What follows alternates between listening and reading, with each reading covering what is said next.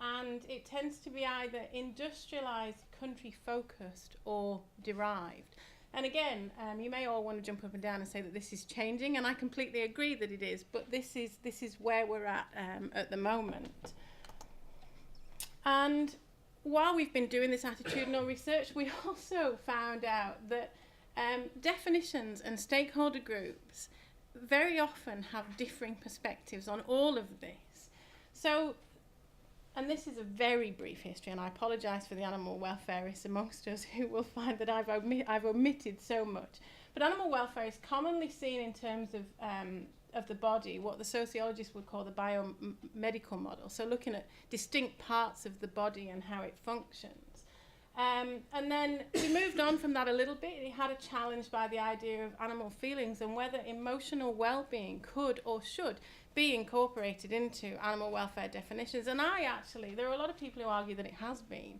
I actually still think that this is a bone of contention amongst animal welfareists, and that there are some traditional hardliners who want to remain at the biomedical level and who don't want to delve into issues of animal mind, because how can we know what other animals are thinking when we can't actually know what other humans or even ourselves on some days are thinking.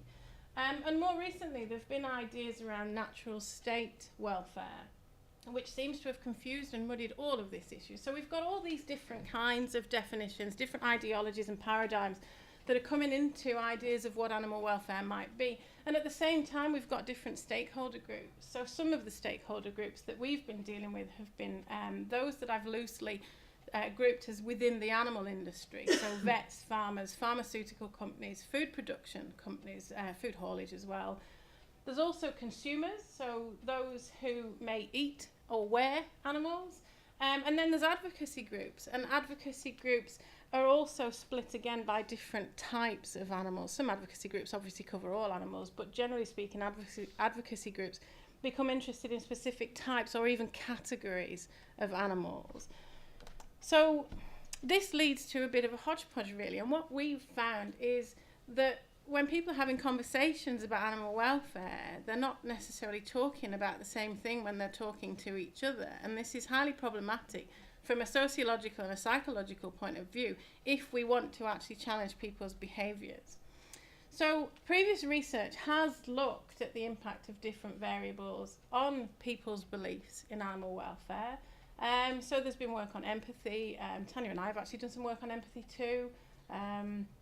Gender, Hal is in the room, I think. Hal's been doing work on gender. Demographic variables, belief in animal mind. There's heaps more. I just picked out some of the ones that tend to interest me the most.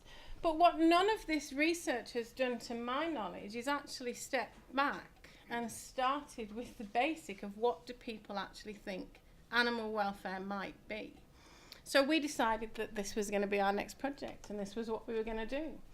So the rationale is that previous investigations of attitudes towards animals that we've done and that other people have done have shown that attitudes towards animals are horrendously complicated.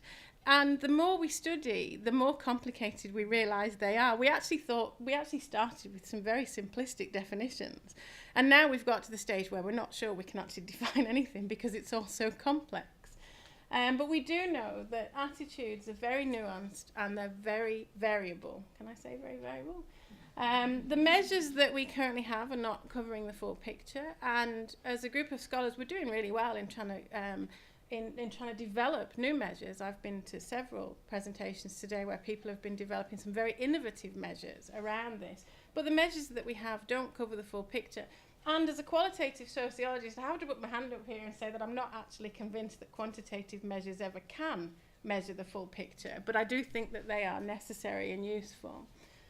We know that people's knowledge plays a crucial role, that what people know or what people think they know about animals plays a crucial role in determining their attitudes and sometimes their behaviour.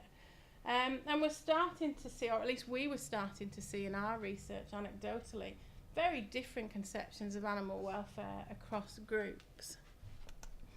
So, the current study, it's actually part of a 3-part investigation into animal welfare and food production knowledge.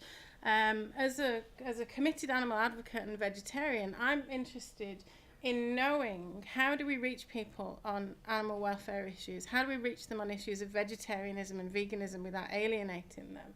And Tanya has her own reasons, which I won't claim to know, for why she would be interested in animal welfare. The second and third part of this, which are going to happen, the second part's happening in September this year. We're getting a questionnaire to a 2,000 strong panel sample in Australia. And then the third part is we'll send the questionnaire out to farmers and consumers in Australia and New Zealand. The questionnaire hasn't been developed. This is the idea of this particular piece of research. The first part was to do focus groups with people. And again, from a qualitative sociological point of view, one of the problems I have with questionnaires is that we're assuming the subject that we're trying to actually investigate in the first place. And I didn't want to do that, or I didn't want to do it quite as much. So we decided, or I forced Tanya, whichever way you want to look at it, that we would do focus groups initially to talk to people about what animal welfare might mean to them, so that we could then turn this into a questionnaire. So, or as I would say, so we could spoil it by turning it into a questionnaire. So we had 38 participants. Those of you who aren't familiar with focus group methodology, this is quite strong. As a qualitative piece of research, this is quite good numbers for a focus group. 12 male, 26 female, average between 1 and 2 hours in length. I don't know about you guys, but what I find is when you get people interested in animals in a room and ask them to talk about them, it's never going to end quickly. So some of our, they were scheduled for 45 minutes, none of them ran at 45, and some of them went to just over 2 hours. We gave them a brief questionnaire because Tanya's a tyrant and forced me to.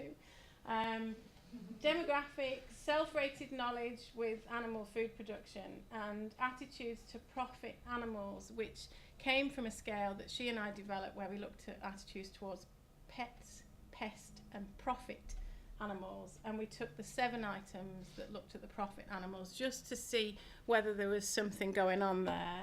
We're not going to, I don't think we're going to publish this because the numbers are too small.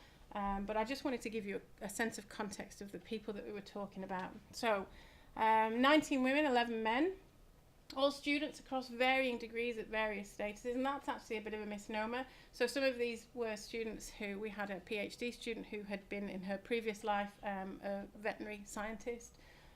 We had an animal lawyer. We had people of all different kinds of expertise. We also had some very non-animal people. We asked where they grew up. So you can see the spread there. We asked whether they had first-hand knowledge of current food production practices. Yes, there were 4. No, said 26. Their average on the profit score was 26.9. This is a 5-point Likert scale over 7 questions. So my math says that the top score could be 35. So they were quite high, is really all we wanted to know. 22 had a pet, 8 don't, 19 meat eaters, 10 vegetarians, 1 vegan, and of the non-meat eaters, 8 were for ethical reasons, ethical or moral reasons, and 2 were for health reasons. We stuck this in because all of our surveys are showing that there's a need to refine this. It's not good enough just to ask people what their consumption practices are. You need to know why, because some people will be vegetarian for health reasons and not really care about animal welfare, for example. I won't concentrate on the statistics because I can't, but I just wanted to show you this. Significant difference in the score on the profit measure by food preference, which you would expect, so non-meat eaters scoring higher, and first-hand knowledge with those saying yes, scoring lower. And what we've thought here is that perhaps this is a function of it being utilitarian attitudes from a farming background. Those with pet present says their score was higher. And again, I suspect that that's something around recognising the individuality of animals, but we've not been able to actually get into that. So the focus groups, we did traditional, I'm running out of time, so I'm going to skip over this, but we did traditional focus group analysis across 3 different people who were involved in collecting the data. And some of our findings, we asked people what animal welfare was. Preventing cruelty to animals, giving them their basic rights. It's about humane treatment. It's about humane killing. Live exports and battery chickens kept cropping up, but I think this is a function of the media in Australia at the moment, where we've had a massive campaign since 2009 about live exports, and same with the battery chickens and labelling. What I do want to just stress here is we started off, our first question was asking people what they thought the 5 freedoms meant. With the exception of the animal lawyer and the animal vet, none of our sample knew what the 5 freedoms were. I think this is hugely problematic because as a group of people we assume that these are the benchmark and that everybody knows what they are. None of our sample had ever heard of them. There was a stress on natural state definitions. When I think about animal welfare, I think about animals having quality of life, food, water, and those rights we take for granted. None of them went for an animal science approach, and all of them were very happy to include animal emotions. Thank you. In terms of policing animal welfare, we had a bunch of skeptics. Nobody really knew, but nobody was really happy with the current state of affairs. They were all really sceptical about reports of good welfare from industry, and all of them, perhaps this is because a lot of them were sociology students, but all of them mentioned a PR perspective. So I think there's a more awareness and more pressure to at least appear to be welfare friendly rather than actually being friendly. 4 of them had first-hand knowledge about food production, the rest had very little. Again, they were critical about where this knowledge might come from. They didn't have any solutions for me. They told me that they didn't want to hear from industry and that they didn't want to hear from animal advocacy groups, but they couldn't find somebody who would sit in the middle that might be neutral. And then you can see that here, that a lot of them said that they thought about these things when they were shopping and they tried to be ethical consumers. Again, it always came back to eggs. So whoever has done the campaigns on egg labelling, you've been doing a really good job. Many expressed the need for more information and more education.